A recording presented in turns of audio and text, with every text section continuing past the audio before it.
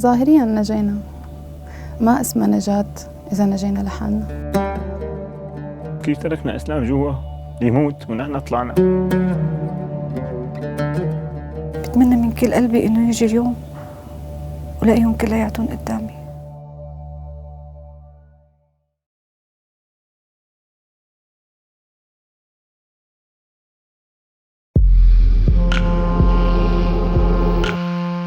شاب من شباب الشام هيك حرك نشيط، دائما كفو، يعني كان الكفو بالشلة تبعنا. اعتقل أكثر من 4 مرات بحكم إنه المنطقة اللي هو منها كانت كتير فيها حراكات وطول الوقت يعني يعتقلوا الأمن.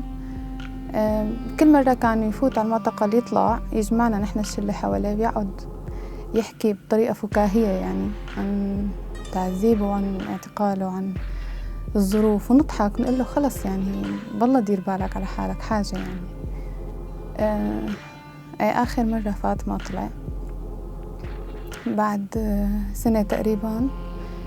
وصل خبر لأهله إنه هو استشهد جوا، اضطروا يعملوا عزا كتير على الساكت، والسبب إثر حادث أليم، حتى ما قدروا يقولوا إنه ابنهم بطل وما تحت التعذيب بالسجن.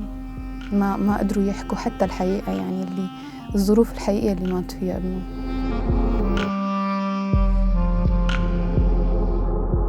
عدي يعني تعددت اعتقالاته، بس بال2013 وصلنا خبر استشهاده، آخر 2013. آخر فرع كان فيه هو الخطيب، هذا اللي بنعرفه يعني هو ضلت فترة طويلة انقطعت أخباره، وبعدين يعني آخر خبر كان واصلنا إنه هو كان بالخطيب، بعدين ما عاد في أي أخبار. وبعدين تم يعني أهله استلموا مثل ورقة بالنفوس أو هيك، يعني إنه ابنهم استشهد.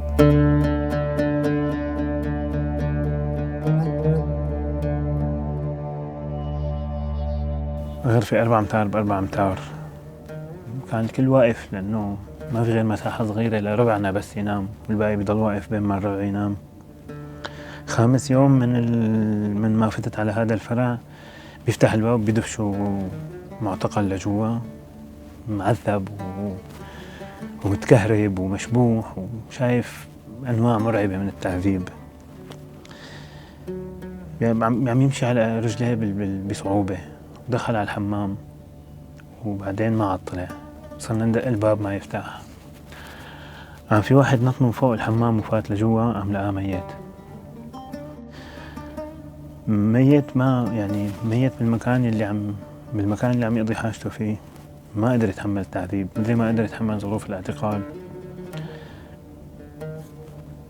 اضطريت نط أنا الثاني لجوات السجن، لجوات الحمام، لحتى قدرنا نرفعه شوي لنفتح الباب لنقدر نسحبه ونطلع جثة لبرا.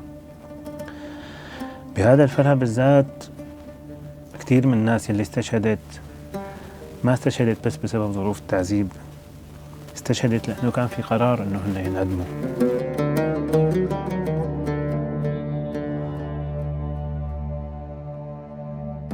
أول مرة شفناه كنت على شبكة زيارة، كانت عم تنطوط كتير، عم تضحك وتمزح. لما اعتقلت أنا للمرة الثانية كانت هي موجودة جوا.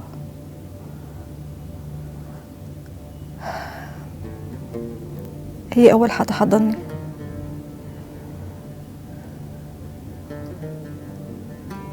طلعت على تاني أو ثالث محاكمة إلي وهي مليانة تفاؤل، مليانة إنه هي رح تطلع صبية لساتها بأول عمرها، وأكيد القاضي رح ينتبه على هذا الشيء، وإنه أصلاً صار له أكثر من 1.5 سنة موجودة جوا. بعد ثالث محكمة اجت سيارة أخذتها من سجن عدرا، ولهلأ ما بنعرف هي وين.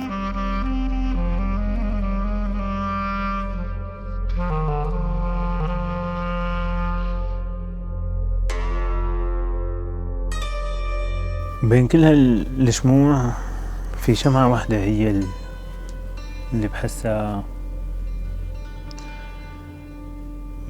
هي بتضوي الطريق.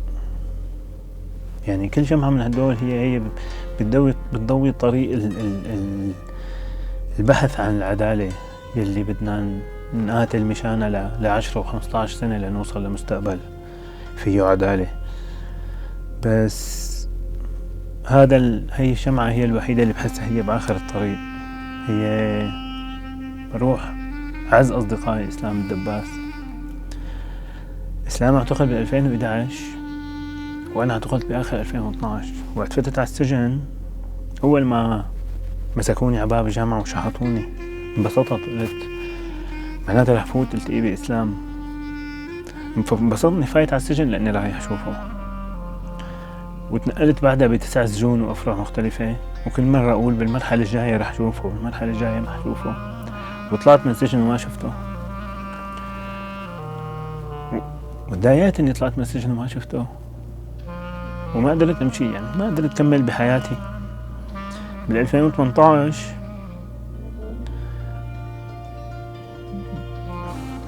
بال2014 التقيت مع أبوه لإسلام بالسجن. إسلام هو كان رمز للسلمية بداريا، المدينة اللي أنا وياه منه. أبوه سألني قال لي تتوقع لو كان إسلام ما انسجن كان رح يترك اللا عنف ويصير يتغير؟ قلت له لا، أنا بعرفه الإسلام ما رح يتغير. قال لي هلأ ريحتني. بال2019 طلع أبوه من السجن، ما قدرت حاكيه، ما قدرت اتصل فيه، لهلا ما اتصلت فيه. مالي قدران واجهه بأنه إسلام بال2018 طلعوا لنا شهادة الوفاة تبعه أنه هو متوفي بال2013 قبل 5 سنين. أنا لهلا مالي قدران اتصل بأبوه وقال له الحمد لله على السلامة إنك طلعت من السجن، لأنه مالي قدران واجهه إنه كيف تركنا إسلام جوا يموت ونحن طلعنا.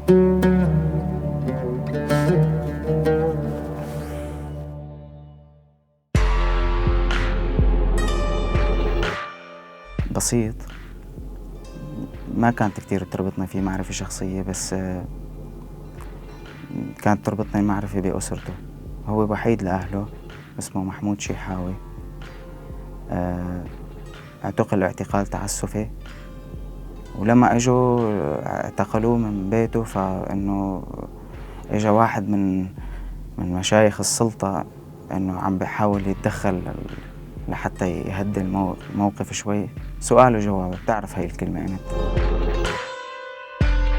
على ما اذكر الامن العسكري.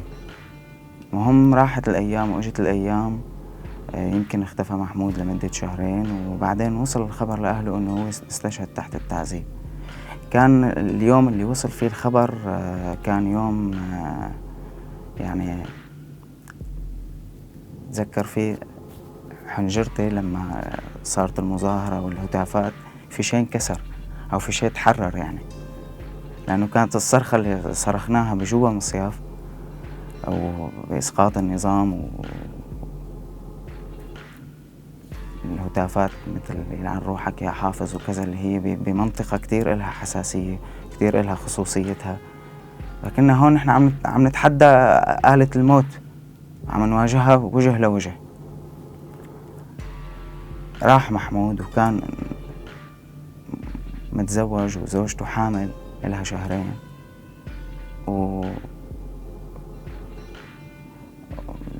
يعني أنا كمان بتذكر إنه لما هي يمكن إنه الشغلة الوحيدة اللي كان محظوظ فيها إنه كان في جثة، وصلت جثته على بيت أهله وشفنا آثار التعذيب على جسمه.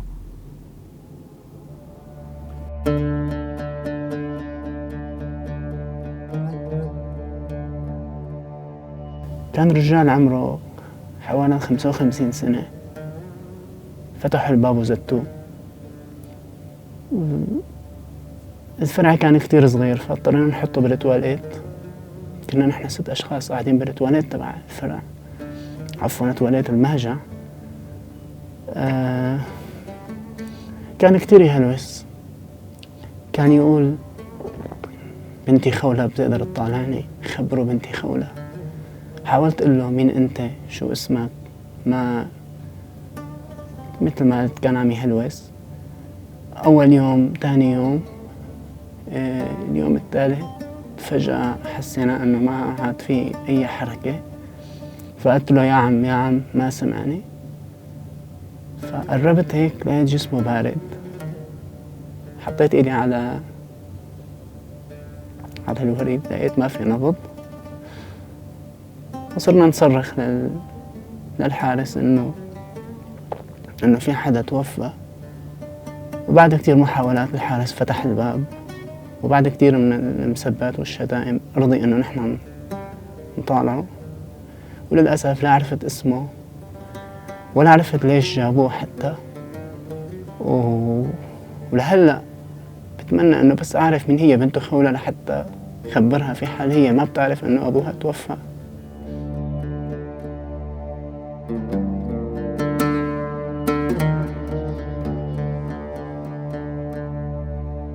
أساساً هذا الجرح ما بيتسكر، لأنه يمكن نحن بهي اللحظة اللي عم نحكي فيها في شخص عم ينجلد، عم ينشبح، عم ينصعق بالكهرباء، غيره عم بينازل وعم تطلع روحه.